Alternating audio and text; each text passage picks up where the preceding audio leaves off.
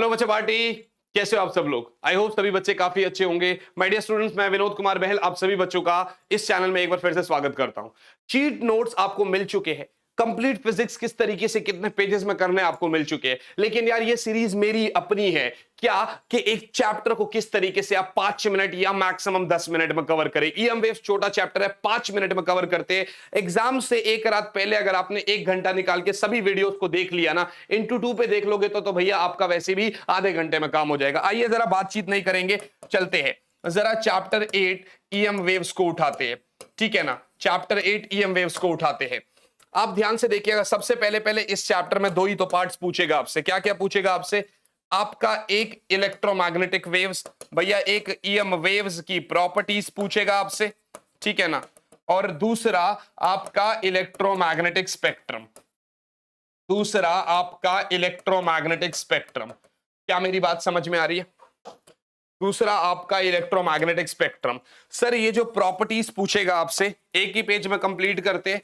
Electric field ऐसे जा रहा है तो सर मैग्नेटिक फील्ड उसके परपेंडिकुलर, तो सर मैग्नेटिक फील्ड उसके परपेंडिकुलर। बात समझ में आ रही? ई हो गया, बी हो गया, और दोनों आपस में एक दूसरे के परपेंडिकुलर है, in perpendicular to direction of wave.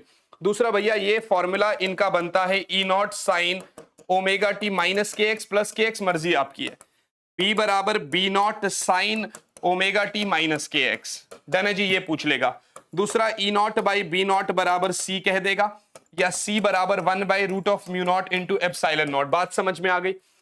इसके बाद वो आपसे जो नेक्स्ट क्वेश्चन या डेरिवेशन कुछ भी पूछेगा, that is energy density. That is energy density. अब एनर्जी डेंसिटी इलेक्ट्रिक फील्ड की वजह से भी या मैग्नेटिक फील्ड की वजह से भी, म्यू ई क्या होगा? Half epsilon naught E R M S का स्क्वायर होता है, या फिर भैया 1/4, या फिर भैया 1/4 epsilon naught E naught square होता है। गॉट इट बच्चा पार्टी? बिल्कुल सही है। म्यू बी क्या होता है sir? Half B R M S का स्क्वायर बाई म्यू नॉट, या फिर भैया 1/4 B naught square by mu naught. अगर कोई आपसे एनर्जी डेंसिटी पूछे एवरेज में, तो आपको पता है म्यू बराबर mu E plus mu B हो जाएगा, यानी ट्वाइस ऑफ म्यू ई लिख लो, या twice of half epsilon naught E R M S square लिख लो। यानी ये या तो epsilon naught E R M S square हो जाएगा, या फिर half epsilon naught E square हो जाएगा। ये एवरेज डेंसिटी है। बात समझ में आ रही है? चले, जब इतना हो गया आगे बढ़ते हैं। मोमेंटम। मोमेंटम क्या होता है? यू बाई सी। जब लाइट आपकी रिफ्लेक्ट हो रही है, क्या हो रही है? रिफ्लेक्ट हो रही है, सॉरी एब्जॉर्ब हो रही है, सॉरी एब्जॉर्ब हो रही है। जब लाइट एब्जॉर्ब कर रहा है मेटल का सरफेस, ठीक है ना, एब्जॉर्प्शन हो रही है। और अगर रिफ्लेक्ट हो रही है लाइट, तो मोमेंटम बराबर 2u बाई सी। बात समझ में आ रही है? मोमेंटम बराबर 2u बाई सी। खाली मोमेंटम नहीं आएगा, इसके बाद इंटेंसिटी ऑफ वेव भी आएगी। यहां लिखते हैं इंटेंसिटी ऑफ वेव बराबर म्यू इंटू सी होता है। Mu is energy density. उसके बाद प्रेशर, उसके बाद प्रेशर इज इंटेंसिटी अपॉन सी। बात समझ में आ गई? प्रेशर इज इंटेंसिटी अपॉन सी। तो ये कुछ फॉर्मूलाज थे भैया जो आपने कर लिए एक हिसाब से। और 5 मिनट तो बहुत दूर की बात है भैया, अभी 1.5 मिनट बचा हुआ है, ठीक है। तो आपका हो गया। अब इसके बाद स्पेक्ट्रम की बात आ जाएगी भैया। इसके बाद स्पेक्ट्रम की बात आ जाएगी। एक पेज में आप पहले तो वन शॉट ले लो भैया, सॉरी स्क्रीनशॉट ले लो इसका भैया। वन शॉट कराते कराते स्क्रीनशॉट को भी वन शॉट बोल दिए। चलिए स्पेक्ट्रम की बात आ गई। अगर आप स्पेक्ट्रम की बात करते हैं तो यार स्पेक्ट्रम में किस तरीके से आप नीचे आएंगे तो आपका क्या इंक्रीज हो रहा है, क्या डिक्रीज हो रहा है। मानी फ्रीक्वेंसी और वेवलेंथ की बात कर रहा है आपसे, तो नीचे आते हैं वेवलेंथ डिक्रीज होता है, फ्रीक्वेंसी इंक्रीज होता है, ठीक है ना। नीचे आते हैं तो फ्रीक्वेंसी इंक्रीज होता है, वेवलेंथ डिक्रीज होता है। कहां से कहां आएंगे आप? माइक्रोवेव से उठा लो और लास्ट में गामा रेस पे आ जाओ। वादा करो यार मेरे से कि सर स्पेक्ट्रम जरूर आप कर लेंगे। इसी वीडियो के जस्ट बाद 15 मिनट में स्पेक्ट्रम बिल्कुल रट लेंगे। Frequency range, wavelength range, usages और वेव्स, ये चीज हो गई। सबसे पहले आपसे ये क्या मांगेगा? सबसे पहले ये आपसे रिफ्रैक्शन बोल रहा होगा। रिफ्रैक्शन टॉपिक में आप क्या करते हैं? Refractive index which is speed of light in medium 2 to speed of light in medium 1 to medium 2, या म्यू 2 बाई म्यू 1। ये कब है? जब आप एक मीडियम से दूसरे मीडियम में जाएंगे। एक और चीज 1 म्यू 2 बराबर 1/2 म्यू 1 भी होता है, ये चीज आपको पता है, राइट बच्चा पार्टी? रिफ्रैक्शन के एप्लीकेशन में आपके पास आता है real depth and apparent depth, right बच्चा पार्टी? और इसका जो आती है बात, रिफ्रैक्टिव इंडेक्स बराबर real depth upon apparent depth. देखिए बच्चे, ये कोई कंप्लीट वन शॉट नहीं है, लेकिन हाँ this is a very very fast revision of chapter ray optics in 10 minutes. और इसके बाद शिफ्ट आता है, जब ऑब्जेक्ट की शिफ्ट होती है, that is real depth 1 minus 1 by mu, mu is refractive index. ये आपका रियल डेप्थ अपैरेंट डेप्थ हो गया।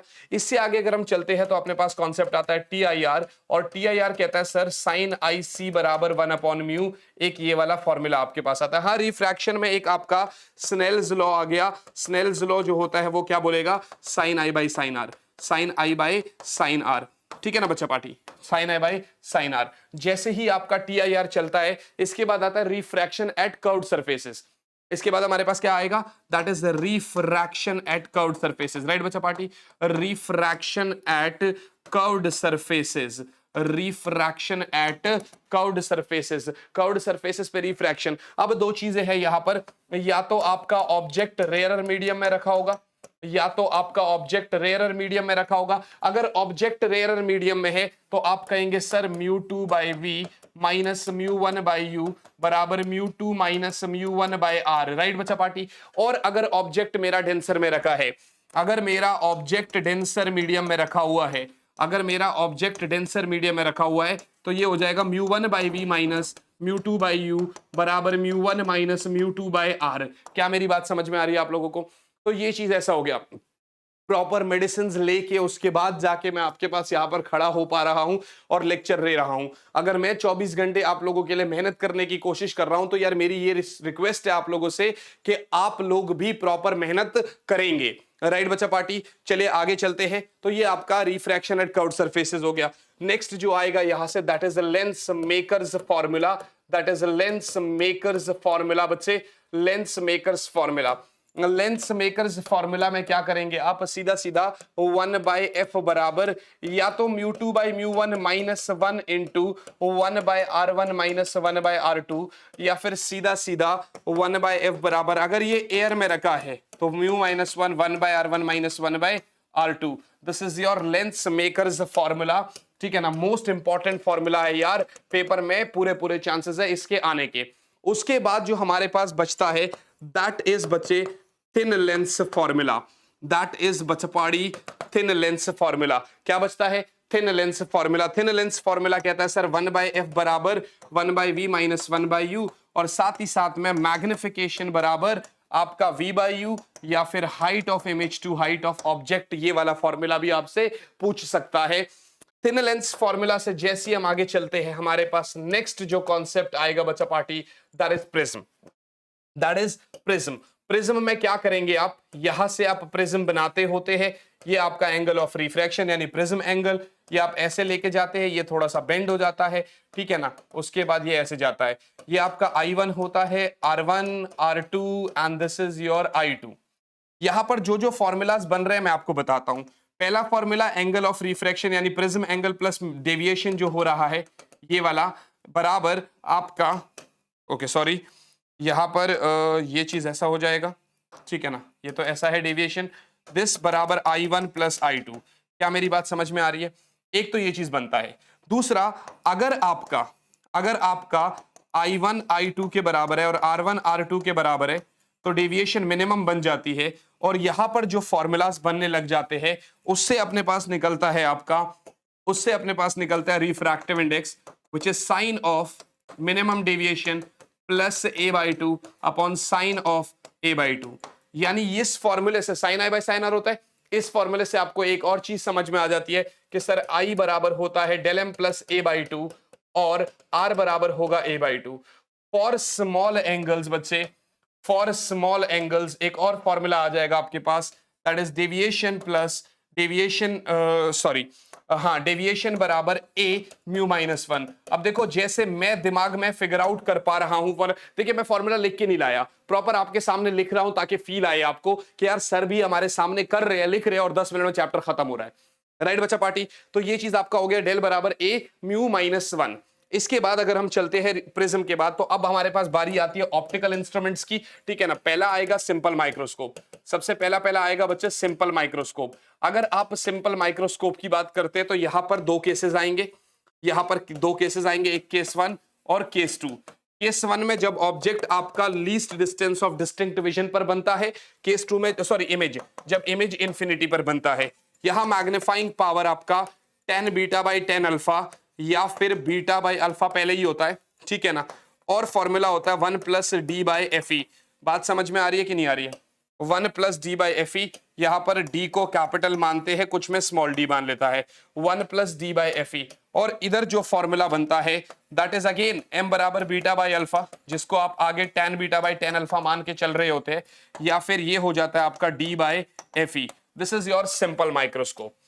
ये बहुत इंपॉर्टेंट है, 5 नंबर का सीधा सीधा आपको ये देगा। ज्यादा समय हमारे पास रहता नहीं है बच्चे, 3 मिनट के आसपास का समय हमारे पास रह रहा है, तो ये 3 मिनट में हम कंपाउंड माइक्रोस्कोप और टेलीस्कोप को धुन देते हैं। और एक चीज और बीच में रह गई, वो भी मैं बता दूंगा, that is this is compound microscope. Compound microscope की अगर आप बात करेंगे तो इसमें भी आपके पास 2 केस आएगा, एक आपके पास केस 1 और एक आपके पास केस 2 बच्चा पार्टी। केस 1 में क्या आएगा हमारे पास? केस 1 में हमारे पास magnification which is V O by U into 1 plus D by F E, ठीक है ना, और लेंथ ऑफ माइक्रोस्कोप आता है यहां पर VO plus UE, VO plus UE. बात समझ में आ रही है? दिस इज आपका फर्स्ट थिंग, ठीक है ना। और इसका फॉर्मूला एक और बन जाएगा, ये माइनस एल बाई एफ, अगर अप्रोक्सीमेशन में लेते हैं तो 1 plus D by F E बच्चा party, 1 plus D by F E. Case 2 में यहां पर वही है, v बराबर minus D, least distance of distinct vision वाला केस था ये। अगला केस क्या होगा? इन्फिनिटी वाला केस, यानी v आपका इन्फिनिटी होगा, m बराबर होगा again VO by U into D by F E हो जाएगा यहाँ पर, और l बराबर again VO plus F E हो जाएगा, एफ ई। और एक और फॉर्मूला बनेगा minus L by F O into D by F E. तो ये था आपका कंपाउंड माइक्रोस्कोप वाला फॉर्मूला, ठीक है ना। इसके बाद अपने पास बात आ जाएगी टेलीस्कोप की, इसके बाद बात आ जाएगी अपने पास एस्ट्रोनॉमिकल टेलीस्कोप की। क्या कहते हो? अगर पेपर से एक दिन पहले ये सीरीज देख ली जाए तो क्या इंटू 2 पे अगर देख लेंगे, या इंटू 1 में भी देखेंगे तो 1 घंटे में, इंटू 2 पे अगर देख लेंगे तो भैया आधे घंटे में अपनी ये सीरीज खत्म है। एस्ट्रोनॉमिकल टेलीस्कोप में वही वाला केस 1 आ जाएगा, एक तो आपका केस 1 आएगा, दूसरा आपका केस 2 आएगा। केस 1 में आपका v बराबर अगर माइनस डी है तो m बराबर क्या होगा? Minus F O by F E. यहां थोड़ा उल्टा होता है, डी बाई एफ ई के बजाय 1 plus F E by D होता है, यहाँ पर एफ ई बाई डी होता है। और एल जो होता है बच्चे वो आपका एफ ओ प्लस यूई होता है, प्लस यूई होता है लेंथ ऑफ माइक्रो टेलीस्कोप। अगर केस 2 में फाइनल इमेज अगर हमारी इंफिनिटी पे बन रही है तो मैग्निफिकेशन होता है भैया minus F O by F E, ठीक है ना, और एल जो होता है वो होता है एफ ओ प्लस यूई। हाँ, मैग्नीफाइंग पावर वैसे फॉर्मूला हमेशा चाहे माइक्रोस्कोप हो चाहे टेलीस्कोप हो बीटा बाई अल्फा ही आएगा। एक और चीज रह गया, that is combination of lens, ठीक है ना। कॉम्बिनेशन ऑफ लेंस की बात करेंगे, या तो 2 लेंस आपका जब कंबाइंड है, कुछ दूरी नहीं है, तो 1 बाई एफ बराबर 1 by F one plus 1 by F two होता है। पावर 1 बाई एफ होता है तो पावर बराबर P1 प्लस P2, और ऐसे कितने भी लगा लो आप। और अगर इनकी बीच में कुछ डी दूरी दिया हुआ है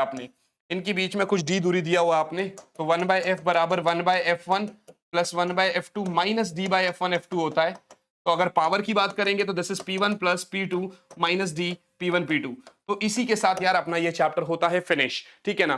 तो यार चैप्टर 10 वेव ऑप्टिक्स की बारी आती है। सबसे पहले आप अगर देखेंगे तो इसमें टॉपिक्स क्या डिवाइड कर रहे हैं, डिटेल्ड के लिए आप वन शॉट देख रहे होंगे, नीचे लिंक दे रखा है। आगे बढ़ने से पहले टेलीग्राम चैनल है भैया जिसका नाम है फिजिक्स ऑन योर टिप्स, आप इसको सब्सक्राइब या आप इस टेलीग्राम चैनल को ज्वाइन कर लेंगे, फिजिक्स ऑन योर टिप्स। यहां पर आपके पास सारे पीवाईक्यूज सब चीज आ रखा है। आइए बच्चों आगे बढ़ते हैं। सबसे पहले यार मैं आपको बता दूं बच्चा पार्टी, सबसे पहले मैं आपको बता दूं, आप वेव फ्रंट पढ़ रहे होंगे, ठीक है ना, तो वेव फ्रंट के सारे टाइप्स पढ़ लेना। दूसरा अगर आप देखोगे तो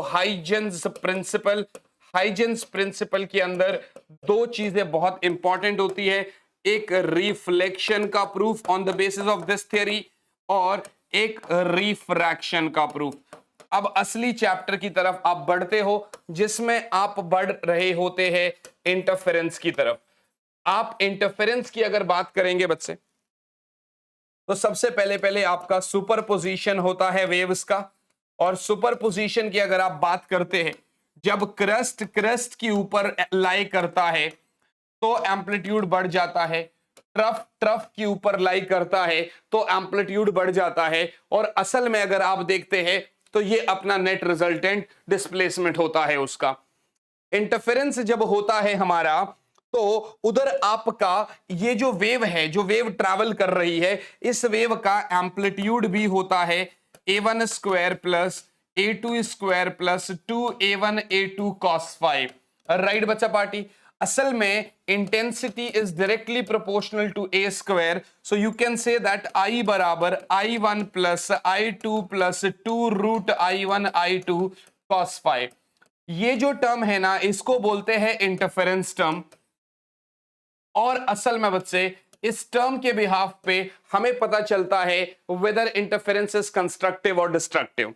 समझिएगा बच्चे, अगर आप कंस्ट्रक्टिव इंटरफेरेंस की बात करते हैं तो आपका कंस्ट्रक्टिव इंटरफेरेंस में बच्चा पार्टी आपका फेज डिफरेंस जो होता है that is 0 2 pi so on. Path difference जो होता है वो 0 लैम्डा 2 लैम्डा करते करते n लैम्डा होता है।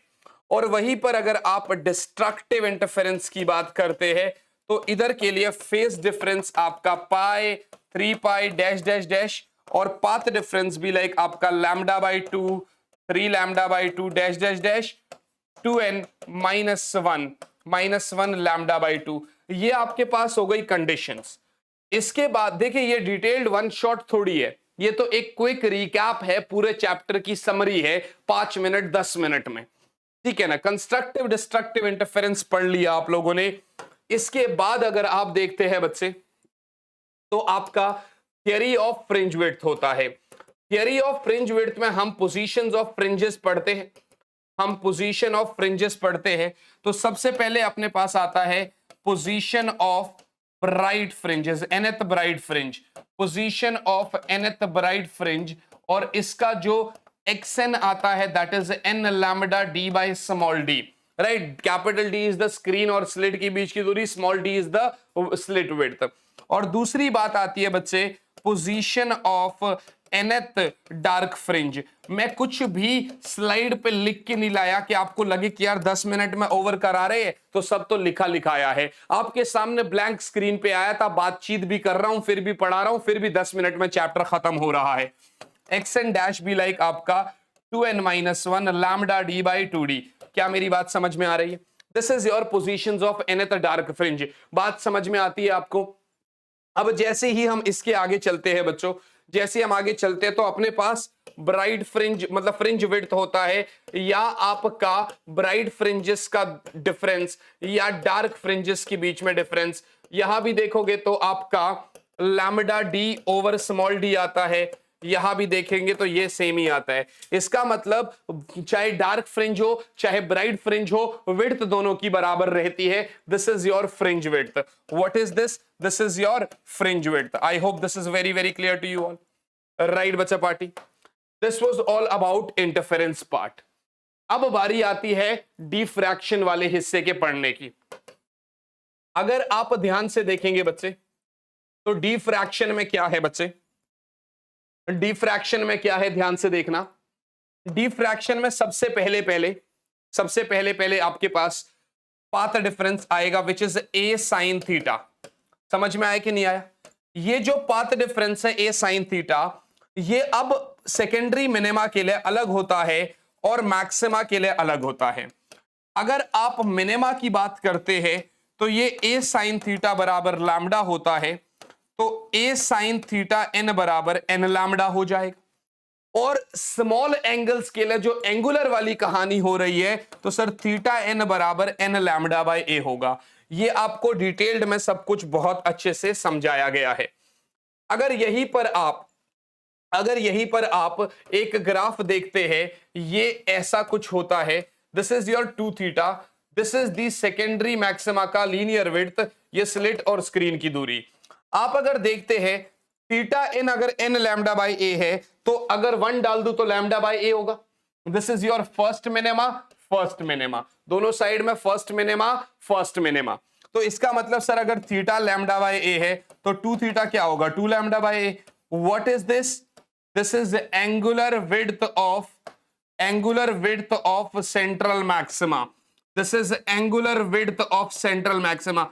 ये रिवीजन उन बच्चों के लिए बिल्कुल भी नहीं है जो पहली बार चैप्टर्स को कर रहे हैं। बेटा आप लोग अगर कर रहे हैं तो आप डिटेल देखना पड़ेगा। ये उन बच्चों के लिए जो कर चुके हैं, बस सिर्फ क्विक रिकैप कर रहे हैं, देख रहे हैं कि भाई किस तरीके से क्विक रिवीजन हो सकती है।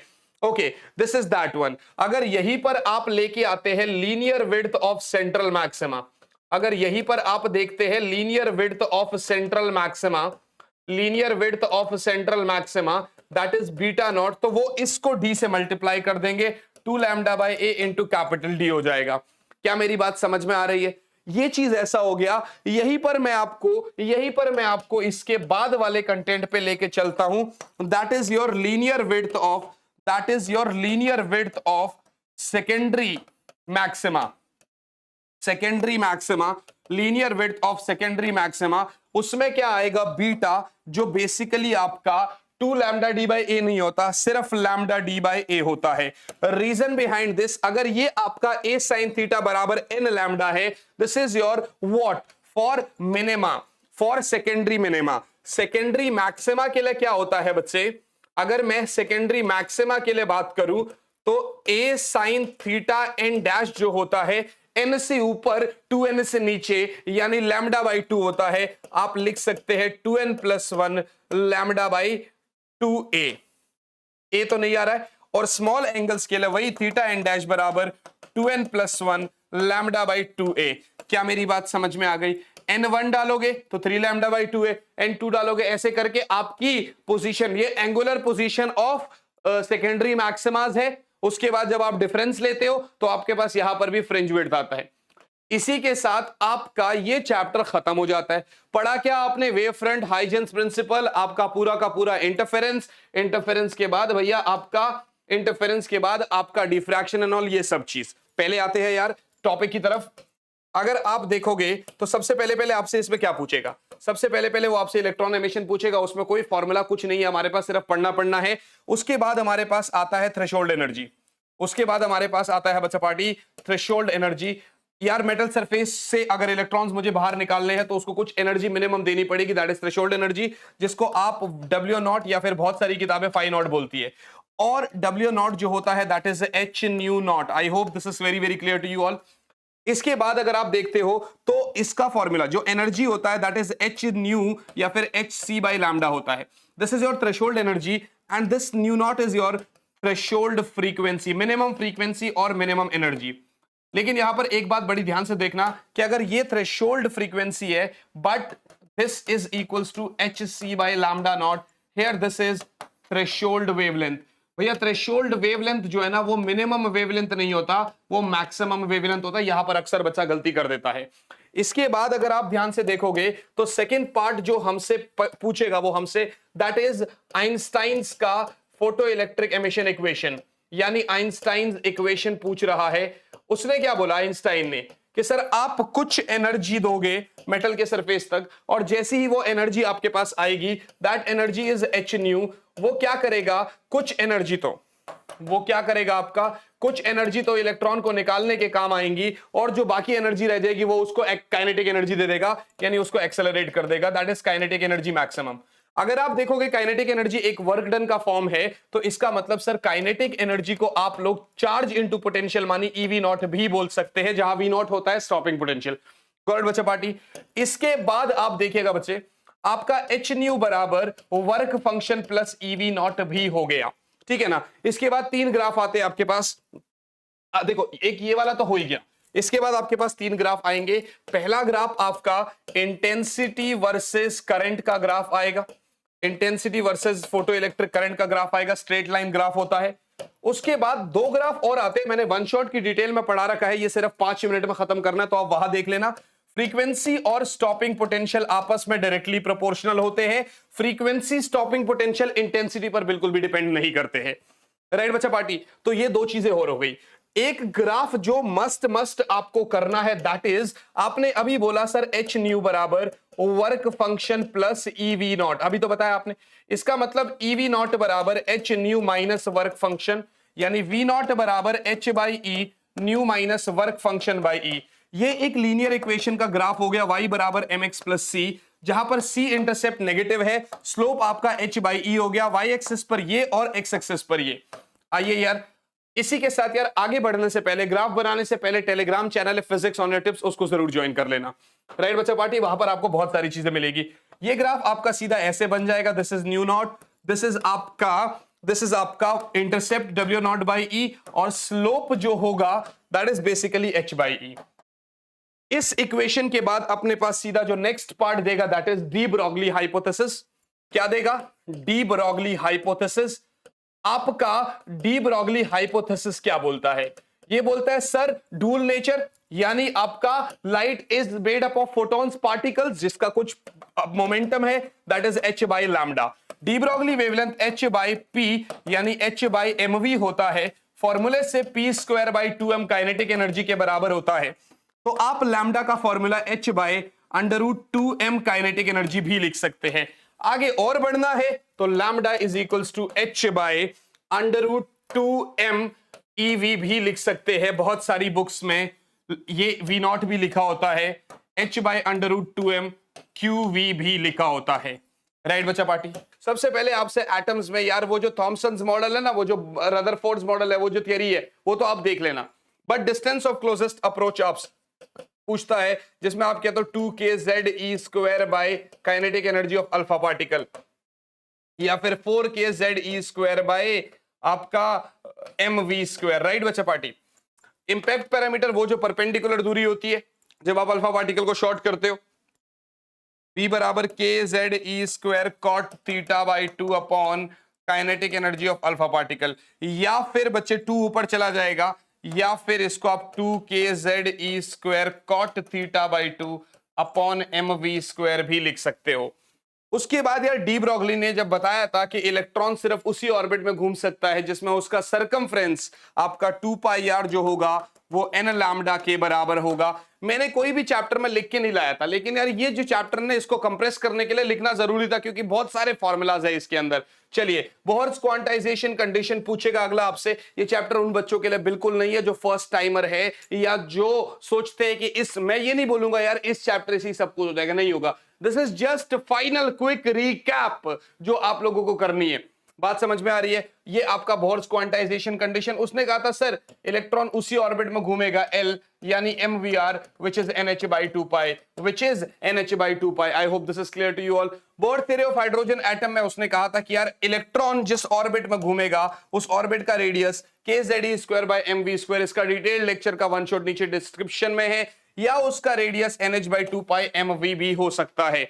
बात समझ में आ रही है? अगर आप देखेंगे इलेक्ट्रॉन की वेलोसिटी क्या होगी अगर इलेक्ट्रॉन उसी ऑर्बिट में घूमेगा 2πkZe² by nh, तो यहां से जब पीछे वाले में वेलोसिटी पुट करते तो रेडियस का एक ये फॉर्मूला और आ जाता है भैया। R0 जो होता है यानी एंगस्ट्रम, जो ये आपका एंगस्ट्रम में आ रहा है, ये कौन सा रेडियस है? इसको आप लोग बोलते हैं बोहर्स रेडियस। मानी आपका जो इलेक्ट्रॉन है जब हाइड्रोजन के फर्स्ट ऑर्बिट में घूमेगा तो उसका आपका बेसिकली रेडियस क्या होगा? That is 0.53 angstrom.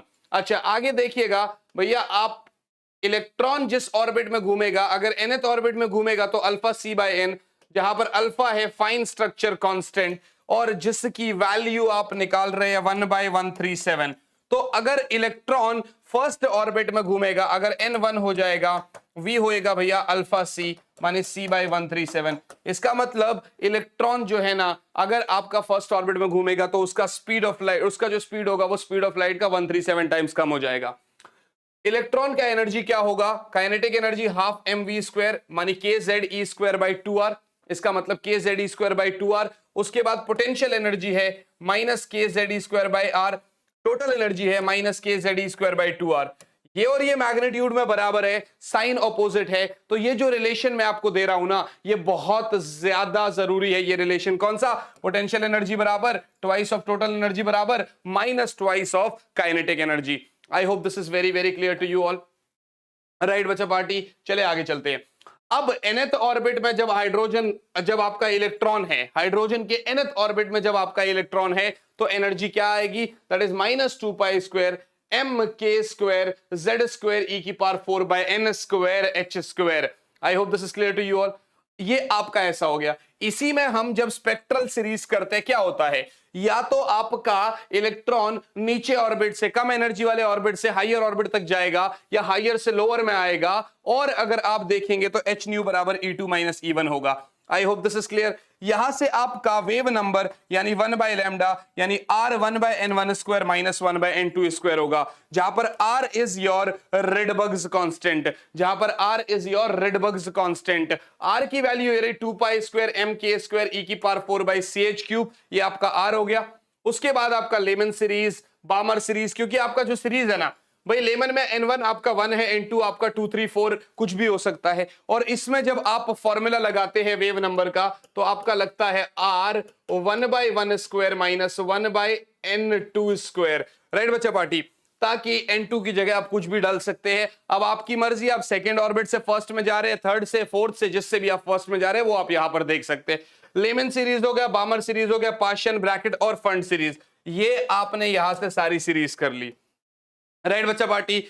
Now the second last topic यहां पर जो आता है, खत्म हो गया यार chapter, energy level for hydrogen. Hydrogen की एनर्जी लेवल, वो कह रहा है सर अगर इलेक्ट्रॉन जो है वो nth ऑर्बिट में घूम रहा होगा तो उसका जो फॉर्मूला आपने यहां से लगाया था that was -2 pi square M K square Z square E की power 4 by N square H square, नीचे N स्क्वायर है। तो उसने यार ये कहा कि अगर आपका इलेक्ट्रॉन nth ऑर्बिट में घूमेगा तो एक काम करिए, उसकी फर्स्ट ऑर्बिट की एनर्जी निकालिए, जो हम ऑलरेडी निकाल चुके हैं, -13.6 इलेक्ट्रॉन वोल्ट होती है। तो nth ऑर्बिट में E1 बाय N स्क्वायर हो जाएगा, यानी फर्स्ट ऑर्बिट में तो इतनी एनर्जी हो गई -13.6 इलेक्ट्रॉन वोल्ट।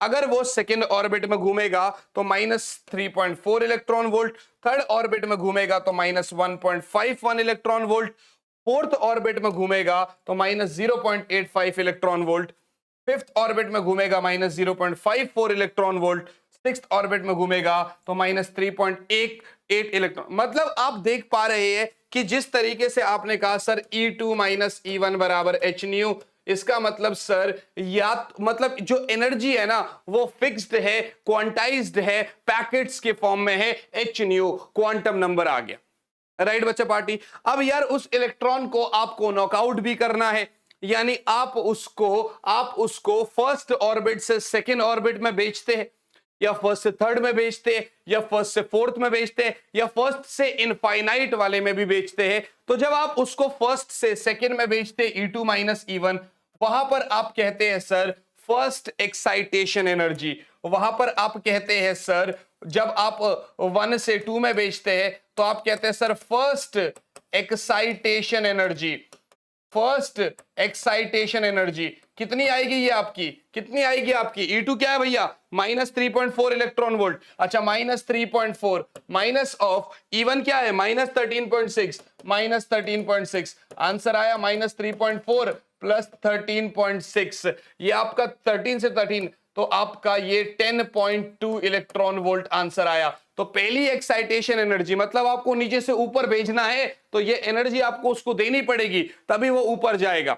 अगर आपसे कोई पूछे सर सेकेंड एक्साइटेशन एनर्जी, यहां अक्सर बच्चा कंफ्यूज होता है, यहां जब आपको करना है तो अब आप फर्स्ट से उसको थर्ड ऑर्बिट में भेज रहे होंगे, that will be your second excitation energy, that will be your second excitation energy, right बच्चा पार्टी।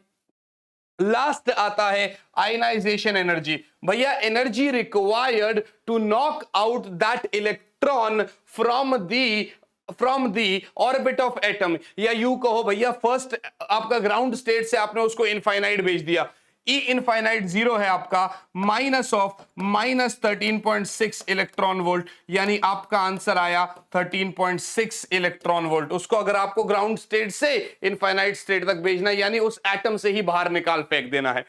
और इसी के साथ यार आपका एटम चैप्टर्स भी खत्म हो जाता है। सबसे पहले आप सभी बच्चों को यार Telegram channel physics on your tips join करना है। ये टेलीग्राम चैनल जो है ना बच्चे, इस पे आपको बहुत सारा कंटेंट मिल रहा है। ये जो एक सीरीज है जिसमें हम 5 मिनट और 10 मिनट में मैक्सिमम चैप्टर को खत्म कर रहे हैं, तो अभी हम न्यूक्लियाई को खत्म करने जा रहे हैं 5 मिनट्स में, राइट बच्चा पार्टी, पूरे के पूरे न्यूक्लियाई को 5 मिनट्स में। पहली बात तो यहां से बहुत सारी चीजें रिड्यूस कर दी गई है और जितनी भी चीजें हैं वो मैं अभी आपको यहां पर पढ़ा रहा हूं। सबसे पहले बच्चों यहां पर आप क्या कर रहे होंगे, न्यूक्लियाई का साइज ऑफ न्यूक्लियस, ठीक है ना। अब साइज की बात करेंगे, इसको स्फेयर माना गया था, और अगर इसको स्फेयर माना गया था तो इसका जो वॉल्यूम था that is 4/3 pi R cube. और कायदे से ये माना गया था कि ये जो वॉल्यूम है ना, this is directly proportional to the mass number A, right बच्चा पार्टी। और यहां से अगर आगे देखा जाए तो R cube is directly proportional to A, मानी R is directly proportional to A 1/3, R बराबर आर नॉट ए 1/3, जहां पर ये आर नॉट जो था इसकी वैल्यू आपकी प्रोब पार्टिकल के ऊपर डिपेंड करती थी। जैसे इलेक्ट्रॉन के लिए ये 1.2 फर्मी है, for electron this is 1.2 into 10⁻⁻15 metre. बात समझ में आ रही है? बिल्कुल सही बात। जैसे ही मैंने साइज बताया तो भैया उसका कुछ मास भी है, तो आप डेंसिटी बता दो, यानी डेंसिटी बराबर मास पर यूनिट वॉल्यूम होता है बच्चे। मास मानी mass of particle, m into A divided by volume क्या होगा आपका 4/3 पाई आर क्यूब, है ना। आर की जगह आर नॉट ए 1/3 डाल दो, तो ma/3 ऊपर चला जाएगा, 4 नीचे, 4 पाई आर नॉट का होल क्यूब, और a 1/3 का पावर ये, तो a से a कट जाएगा, 3m/4 पाई आर नॉट की होल पावर क्यूब, और ये of the order of, it is of the order of 10⁻17, जो कि लगभग ऑर्डिनरी मैटर जैसे वाटर से आप ये लगा लो 10⁻14, ज्यादा टाइम ज्यादा डेंसर है। जैसे ही आप ये करते हो बच्चे, तो इसके बाद आपके पास क्या आएगा, इसके बाद आपके पास मास डिफेक्ट वाला कॉन्सेप्ट आएगा कि किस तरीके से हमारे पास इनिशियली मास कम है जब दोनों न्यूट्रॉन और प्रोटॉन आपका एक साथ है, जब मैंने उनको कांस्टेंट न्यूट्रॉन्स और प्रोटॉन्स अलग अलग डिवाइड कर दिया तो मास आपका किस तरीके से बड़ा होता है। तो यहां पर ना मास डिफेक्ट डेल्टा एम होता है, वो क्या कहता है, खाली मास ऑफ प्रोटॉन प्लस खाली मास ऑफ न्यूट्रॉन जो है, इन दोनों के सम का जो इसमें से माइनस करेंगे मास ऑफ न्यूक्लियस, वो इस तरीके से होगा। और फिर बाइंडिंग एनर्जी होती है, जो सरप्लस एनर्जी हमें देनी पड़ती है, that is delta M into C square, delta M into C square, यानी z into mass of proton plus a minus z into mass of neutron minus mass of nucleus into C square, right बच्चा party. और फिर delta A B upon ये binding energy per nucleon, इसके behalf पे अपने को पता चलता है कि जो आपका रिएक्शन है वो फिजन है या फ्यूजन है। बात समझ में आ रही है? जैसे ही आप इसको करते हैं, इसके बाद आपको पता चलता है न्यूक्लियर रिएक्शन, इसके बाद आपको पता चलता है न्यूक्लियर रिएक्शन बच्चा पार्टी। न्यूक्लियर रिएक्शन में क्या होता है, a प्लस ए बराबर b plus B plus Q, इस तरीके से। जैसे आपका न्यूक्लियर फ्यूजन में होता है, यूरेनियम को अगर आप न्यूट्रॉन से बम्बार्डमेंट कराते हैं, वो barium plus krypton plus energy में टूट जाता है। फॉर एन एग्जाम्पल अगर आप देखोगे तो जैसे यूरेनियम प्लस न्यूट्रॉन आपका, ये आपका बेरियम प्लस क्रिप्टन प्लस कुछ एनर्जी में टूट जाता है। अब यहां पर दो चीजें आपको बोलता हूं मैं, ठीक है ना, यहां पर दो चीजें आपको बोलता हूं। अगर इनिशियल रेस्ट मास आपका फाइनल रेस्ट मास से बड़ा है, मतलब मास कम हो गया, तो जो ये एनर्जी है ये पॉजिटिव होगा, इसका मतलब एनर्जी रिलीज करी गई आपका in the form of kinetic energy. किसके फॉर्म में? Kinetic energy. और अगर इनिशियल रेस्ट मास कम होगा फाइनल रेस्ट मास से, ये सीरीज उन बच्चों के लिए नहीं है जिन्होंने अभी पढ़ाई शुरू करी है, वन शॉट किलिंग्स दे रखे, ये उनके लिए है जो बिल्कुल फाइनल रिवीजन कर रहे हैं, राइट। इनिशियल एनर्जी जो है that is less than final energy. बात समझ में आ रही है? और अगर ऐसी बात है बच्चे, अगर ऐसी बात है तो Q नेगेटिव होगा, मानी एनर्जी आपको एब्सॉर्ब करेगा, इसको एनर्जी देनी पड़ेगी in the form of kinetic energy, आपको इतनी एनर्जी सप्लाई करनी पड़ेगी। And the very last topic of the chapter is that is, देखो न्यूक्लियर रिएक्शन आप जरूर देख लेना भैया, न्यूक्लियर फिजन और फ्यूजन, न्यूक्लियर रिएक्टर, ये तो जरूर पढ़ लेना बहुत अच्छे से, ठीक है ना। फिजन प्लस फ्यूजन और आपका रिएक्टर, ठीक है ना, ये जरूर कर लेना। बट एक आता है आपके पास, एक आता है आपके पास मल्टीप्लिकेशन फैक्टर, एक आता है आपके पास मल्टीप्लिकेशन फैक्टर। ये मल्टीप्लिकेशन फैक्टर क्या होता है के, ये कहता है भैया number of neutrons present at particular generation, number of neutrons present at particular generation, यानी एट अ गिवन जनरेशन, ठीक है ना, at beginning of given generation to divided by number of neutrons at earlier generation या previous generation, ठीक है ना। यहां से देखो, या तो k की वैल्यू 1 होगा या लेस देन 1 होगा या k की वैल्यू ग्रेटर देन 1 होगा। अगर ग्रेटर देन 1 हुआ, इसका मतलब आपका जो रिएक्शन है वो ग्रो हो रहा है, मतलब रिएक्शन ग्रोज, ठीक है ना। यहां पर आपका डाई आउट होगा क्योंकि न्यूट्रॉन की कमी हो रही है, यहां पर स्टेडी रेट से चल रहा होगा, राइट बच्चा पार्टी। बेटा आप लोगों के सपोर्ट ने जो है ना एक हफ्ते में हमें YouTube पर 5000 सब्सक्राइबर की फैमिली बना दिया। ठीक है, उम्मीद है कि फिजिक्स एग्जाम से पहले तक आप लोग 10,000 तक भी पहुंचा देंगे। ठीक है ना, कोशिश पूरी यही है, सपोर्ट पूरा करते रहिए। तो यार ये जो सीरीज है जिसमें हम हर एक चैप्टर को 5 या 10 मिनट में कंप्लीट कर रहे हैं, अब उठाते हैं सेमीकंडक्टर्स को और 10 मिनट्स में कंप्लीट करते हैं। ज्यादा बात ना करते हुए आप लोग Telegram channel physics on tips जरूर ज्वाइन कर लेना, वहां पर आपको पूरा का पूरा बेस्ट कंटेंट मिल रहा होगा। राइट बच्चा पार्टी, चलिए तो सबसे पहले पहले यार सेमीकंडक्टर्स में आपसे क्या पूछ लेगा, सबसे पहले पहले आपको वही पता चल जाएगा, टाइप्स ऑफ सेमीकंडक्टर्स। सबसे पहले पहले टाइप्स ऑफ सेमीकंडक्टर्स की बात करेगा आपसे, जिसमें आपको पता रहना चाहिए कि किस तरीके से आप इंट्रिंसिक सेमीकंडक्टर को पढ़ रहे होंगे, किस तरीके से आप इंट्रिंसिक सेमीकंडक्टर्स को पढ़ रहे होंगे, और फिर बाद में आप एक्सट्रिंसिक सेमीकंडक्टर्स को पढ़ रहे होंगे। बच्चा पार्टी अगर आप ध्यान से देखेंगे तो सेमीकंडक्टर्स में होल्स भी होता है, इलेक्ट्रॉन्स भी होता है। तो इंट्रिंसिक सेमीकंडक्टर्स में number of electrons number of holes के बराबर है, उसी को number of intrinsic charge carriers बोलते हैं। रेट ऑफ रिकॉम्बिनेशन की अगर बात करते हैं तो Ne इंटू NH होगा, बराबर है तो Ni स्क्वायर हो जाएगा। Right, this is rate of recombination.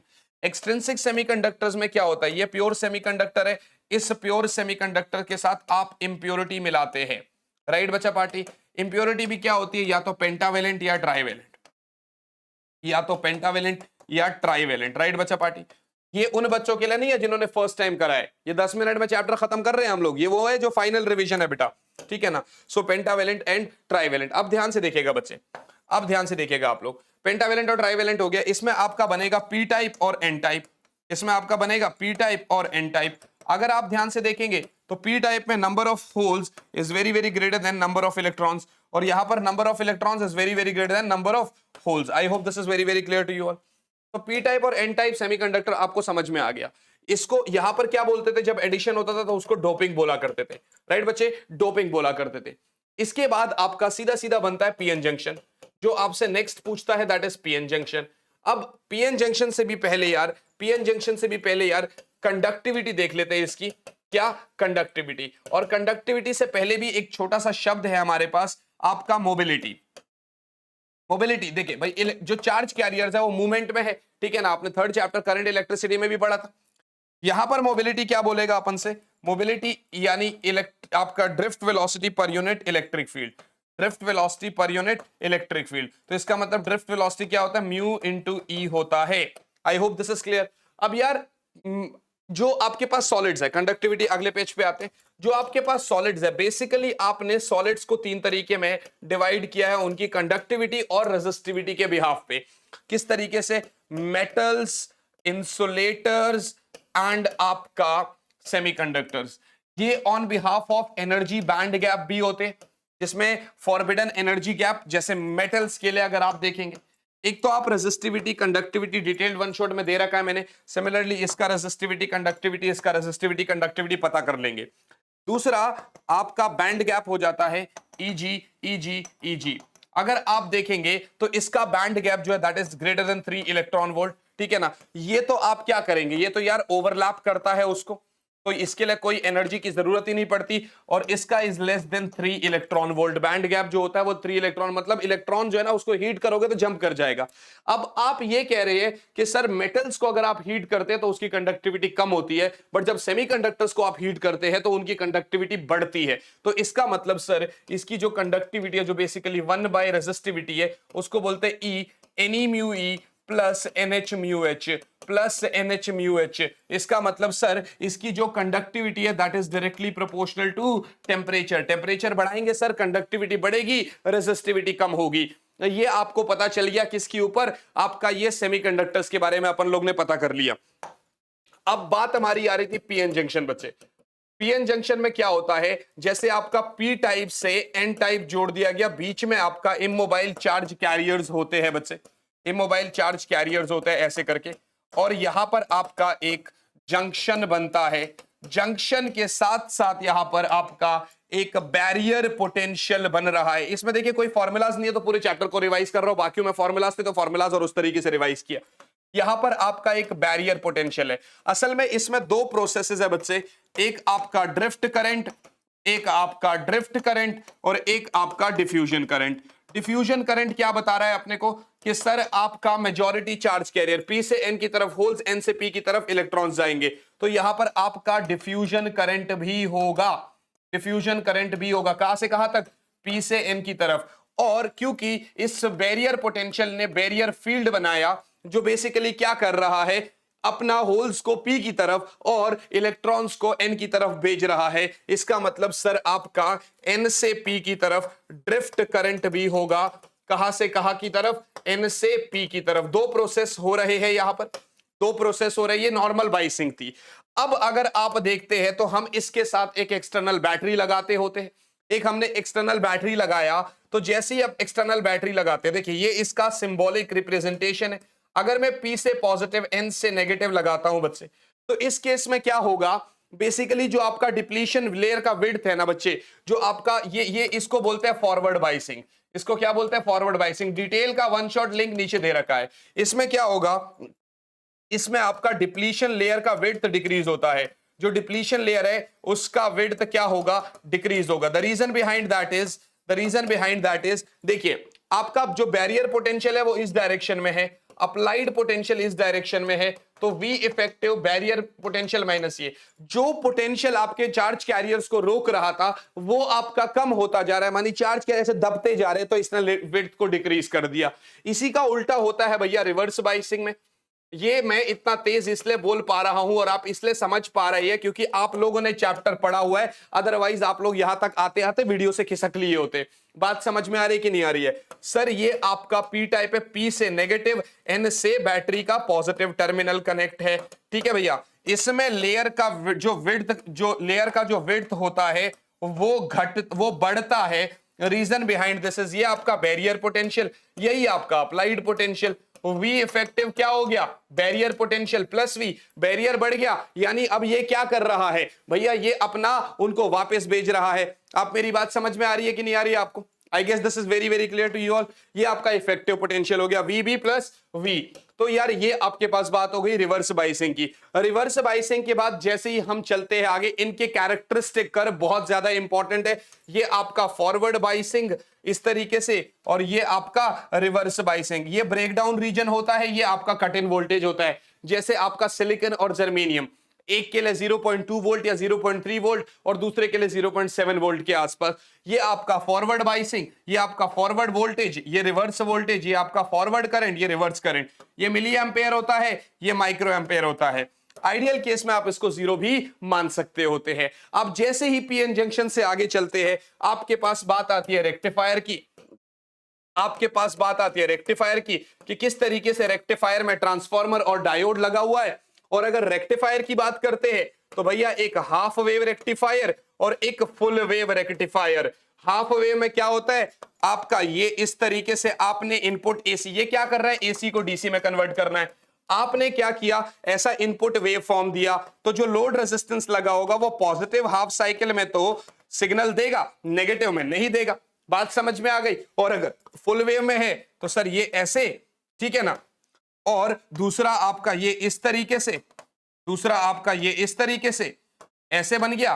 अब अगर आप इसको आगे और उठा लो ऊपर, अगर आप इसको देखोगे तो पॉजिटिव हाफ साइकिल में यहां पर ये पूरा देगा, ये डायोड D1 की वजह से देगा, ये D2 की वजह से, ये आपका D1 की वजह से, ये D2 की वजह से। डिटेल क्यों नहीं बता रहा, आप ऑलरेडी डिटेल वन शॉट में करा चुका हूं। ये आपका रेक्टिफायर का कॉन्सेप्ट हो गया। लास्ट कॉन्सेप्ट जो चैप्टर का आपको पढ़ना है दैट इज बेसिकली आपका फोटो डायोड। ठीक है, एक तो आपका फोटोनिक जंक्शन डायोड हो गया, फोटोनिक जंक्शन डायोड हो गया, फोटो डायोड हो गया, सोलर सेल हो गया, सोलर सेल हो गया और एलईडी हो गया। अब इन तीनों में क्या आप करेंगे डिटेल्ड लेक्चर से, ये क्या है, ये कौन सी एनर्जी को कौन से में कन्वर्ट कर रहे हैं, ये कौन सी बाइसिंग में काम कर रहे हैं और इनके क्या क्या यूजेस हैं। भैया ये जो तेजी लेक्चर से आप आए हो और आप जो आप अपना प्यार देते हो ना, इतने तेज लेक्चर को भी टाइम वेस्ट नहीं करेंगे, सिर्फ और सिर्फ रिवाइज कराएंगे, आपको क्विक रिकैप देंगे। अब जब ये मर्ज हो जाएंगे ना सारे लेक्चर्स, तो 1 घंटे से भी कम ड्यूरेशन में आपका कंप्लीट फिजिक्स खत्म हो गया। तो भैया मुलाकात करते हैं फिर आपसे आप ही की अगले लेक्चर में। तब तक के लिए यार ऑल द वेरी बेस्ट बच्चों, बाय गाइस, बाय ऑल, जय हिंद।